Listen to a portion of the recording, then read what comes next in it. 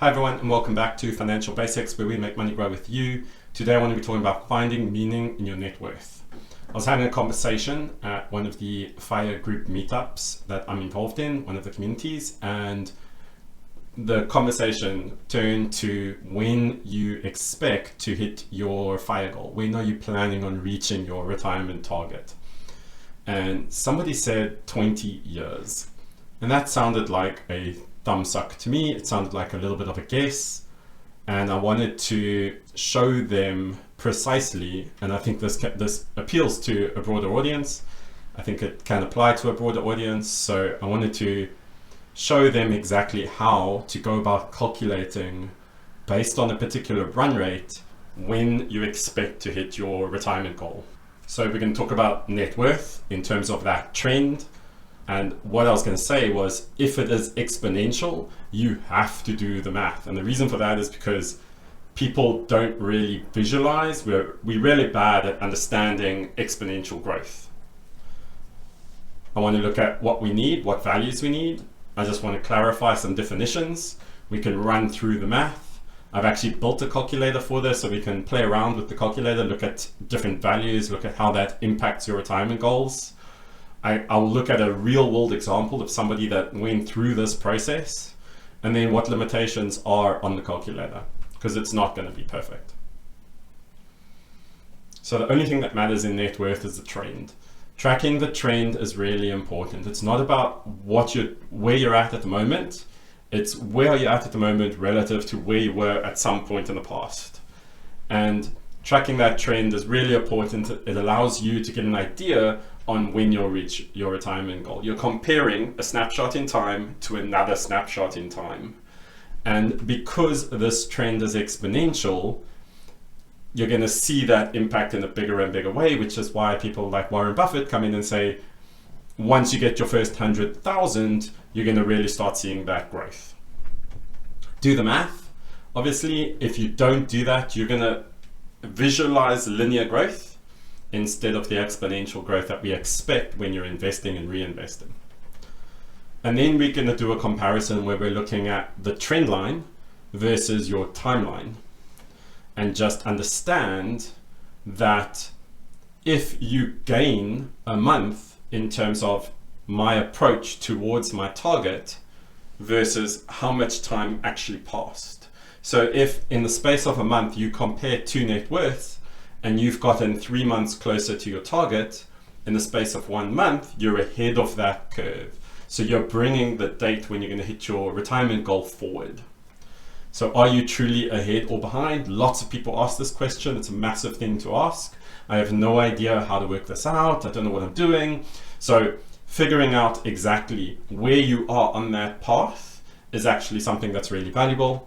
And then, are you catching up or falling behind? So are you saving enough right now to either keep with the trend line or be ahead of that curve in terms of where you want to be when you retire? So we only need 7 data points for this. We need your date of birth, because you want to calculate age and when things occurred and when you're planning on retiring. You need at least 2 data points with dates and values. So at the beginning of the month or the beginning of the year, your net worth was X, and now today your net worth is Y. So having those 2 values allows you to make those 2 snapshots, and you make the comparison. What your goal is. So you're going to need to know what your net worth goal is, so that you hit your retirement goal, you know when you're there. And then obviously one of the biggest variables that's highly debated, what sort of return you expect, right? So I usually put 8.5%. Some people put 7. If you go ask Dave Ramsey, you can get 11, 12%, right? So it just depends on those things. Interesting observation to make here, because of the way the calculations are done, it's looking at your overall growth over a particular period. So the lower the interest rate, it actually implies a higher contribution, and the higher the interest rate, it implies a lower contribution. So it's assuming there's some mix of those two that make up the growth, and a lower interest rate means you're contributing more, and that impacts when the expected date is. So there's a couple of values here. Your old expected retirement age, assuming you stopped right now, you didn't add anything else to your retirement, what would it be based on your previous snapshot? So on your first snapshot, the oldest one, when do you expect to hit your retirement age if you just left those investments alone and they grew on their own? What is the new expected retirement age? So that's looking at the most recent snapshot. Assuming no additional contributions, when would you expect to reach your retirement goal? Years left at the current run rate. So that's assuming you continue to grow your net worth at the rate that you just grew your net worth between the two snapshots. Then when will you be able to hit your retirement age or your retirement goal? And then that can be converted, if I know your date of birth, into a projected retirement date and a projected retirement age. So you're going to be this old and it's going to happen on this day.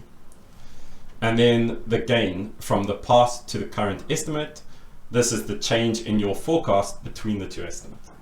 So from those data points, we can obtain the age at the point of the first net worth point, which is the date you last calculated minus your date of birth.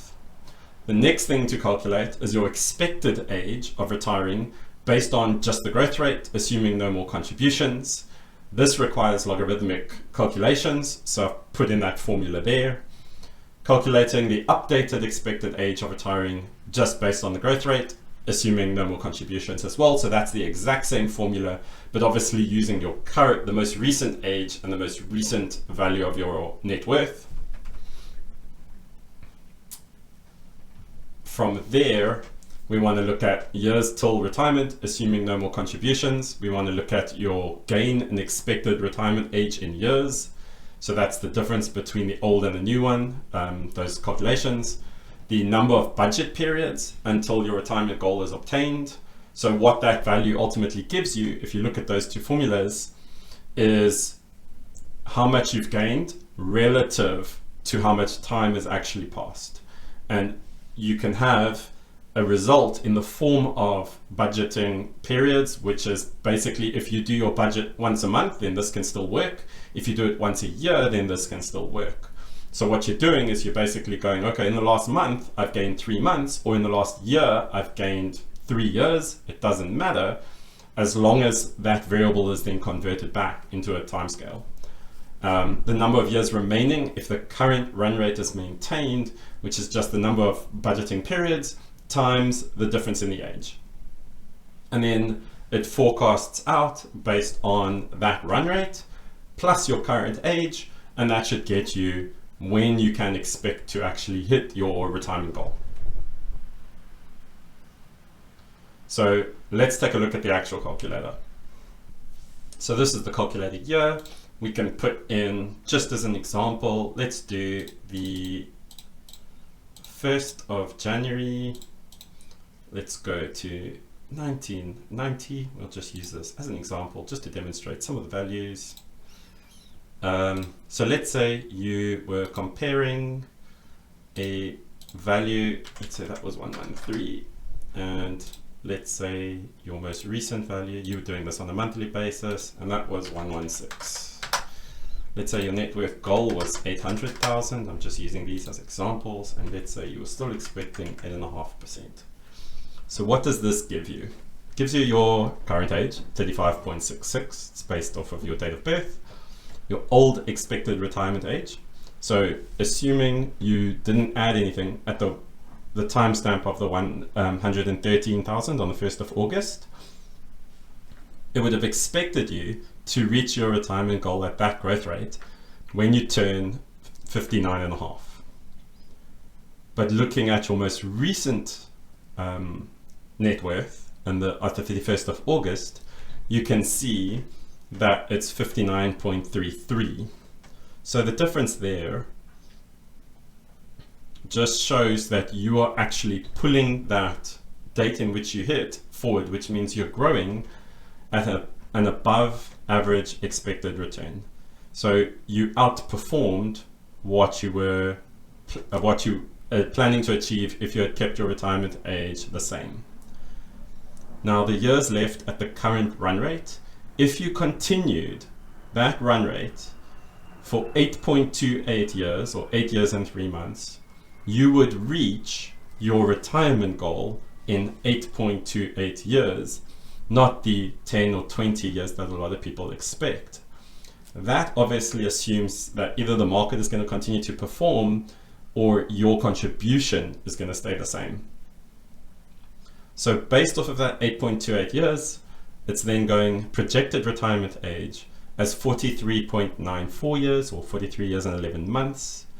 The projected retirement date, 10th of December 2033, adding your current age to the years left, converting that into a date, and then the gain from your past to your current estimate. And that's where this 1-to-1 ratio demonstrates whether you're ahead or behind.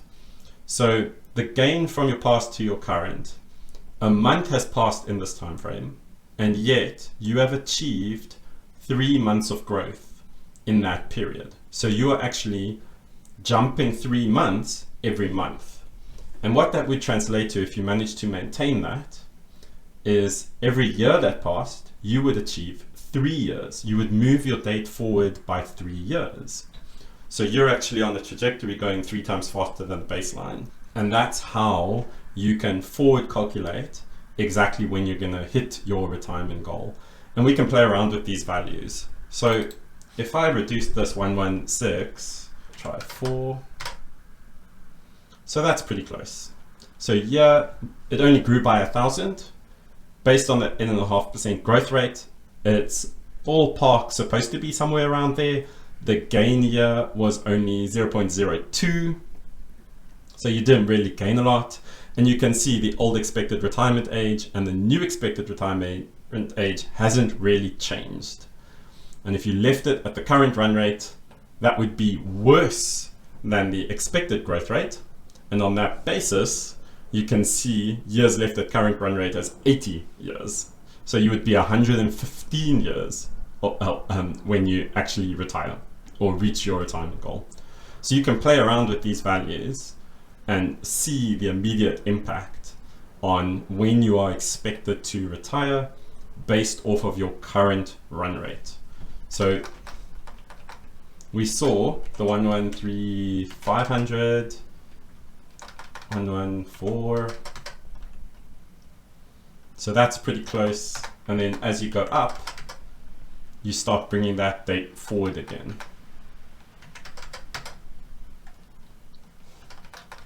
And if you were to get, let's say 130, then you can see you've added 15,000 in that space, or 17,000. So you're bringing that right forward. If you grew at that same rate going forward, then you would very quickly hit your goal. So this is a real example of somebody that is on this journey. Their target was 1.2 million. I've included a link as well, dadonfire.co.uk at the bottom there. I will include it in the description as well. And I do have his permission to share this information, although obviously he has a blog where he shares this information himself. So I'm just pointing you that way. Exponential growth, and this is really to see the impact of the calculator. If you look at the first 3 years, he has a net worth of 259,038. So he is, if you work it out, 21.58% of the way to his 1.2 million target. And if he continued to grow, it would take him another 14 years to reach the 1.2 million goal. But you can see here towards the end, 188,000, 201,000. The growth is playing a larger and larger part in that calculation. You're actually a lot closer to your goal than what you think you are, particularly in the first couple of years of working towards FIRE. So he achieved the 1.2 million after only 7 years from that point, 3 years in. And we can do these calculations. So I'm guessing here it was around 1986 as his birthday, but we'll just set that to the 1st of January 1986. We'll look at the 2 dates or the 2 timestamps as the 1st of January 2017 and the 1st of January 2018. So those are our two timestamps. We're going to look at the two values as 194,000. And if you add everything up, 259,038. 8.5% growth rate. Need to adjust the goal. So we can see there, this calculator says that they will retire in 7.39 years, or the 24th of May 2025. Obviously they achieved that a little bit faster because at the beginning of this year, i.e. the 1st of January, they had already reached 1.2 million. But two things can account for this. Firstly, the date of birth could be wrong, but also the expected growth rate could be wrong. And if you were doing this on an ongoing basis, you would constantly be recalculating and adjusting as you go. So it's to just do a forward prediction, and it's not supposed to be 100% accurate. You're going to see a little bit of variability here based off of other things. You don't know what the market's going to do. On average, it's going to perform in a specific way, but as you get shorter and shorter time periods, that becomes harder. The point is, this calculator fairly accurately predicted that they're going to reach their goal in 7 years, as opposed to potentially looking at the values and going, well, I increased my net worth by 40,000 or 50,000 in that sort of range at this point, and therefore it's still going to take me another 15, 20 years to reach that goal. Just some limitations. Negative moves in the stock market or other assets making up your net worth could generate negative forecasts. So you could end up with really negative values, and generally what happens is the stock market, if it's going to move in a negative way, it's going to be very sharp and very quick, and normally the positive moves are a little bit more gradual, but generally the trend is obviously up. That can be even if you are still contributing. So forecasts can show negative values, and if they do that, generally you can discard them or you can ignore them. They're not going to be particularly accurate because it's assuming that you're going to continue to maintain that growth. In other words, the assumption would be that the market is going to continue to perform negatively, or your net worth is going to continue to decrease at that rate, which is why you'll have the negative. This calculator is actually an estimate only, and it could change each time you put values in and every time you put values in. I do this on a monthly basis when I'm tracking my net worth, and this estimate could actually vary quite wildly between 4 years, 5 years, all the way up to 15 years, 20 years. This calculator, it's just taking two snapshots and comparing them to estimate a future scenario, and it's taking in exponential growth into that consideration, into that formula. And it bases the forecast on your progress over the 2 dates and the amounts that you have provided. It assumes you're going to continue to contribute at that rate. I have included the link in Dad on Fire's blog, and thanks for agreeing to let me use your real world numbers to test my calculator and see how accurate it is relative to real life examples. If you found this video useful, please support my channel by liking, subscribing, and sharing. If there's anything I missed and would like to cover, you would like us to cover, please comment below. Do you want to discuss a specific financial situation on our channel? Please let me know at financialbasicsabc@gmail.com. And if you would like to tell your story on this channel, I am actively seeking individuals who have followed FIRE through to retirement. Please reach out to me on the email address above. I'm also presenting in the Financial Independence FIRE Manchester group. It's a Zoom call running through specifically my mortgage calculator and my approach to balancing investing versus paying the mortgage on the 26th of September between 6:30 and 8:30 British Standard Time. There is a link in the description to that as well. Have a good day further. See you next time. Goodbye.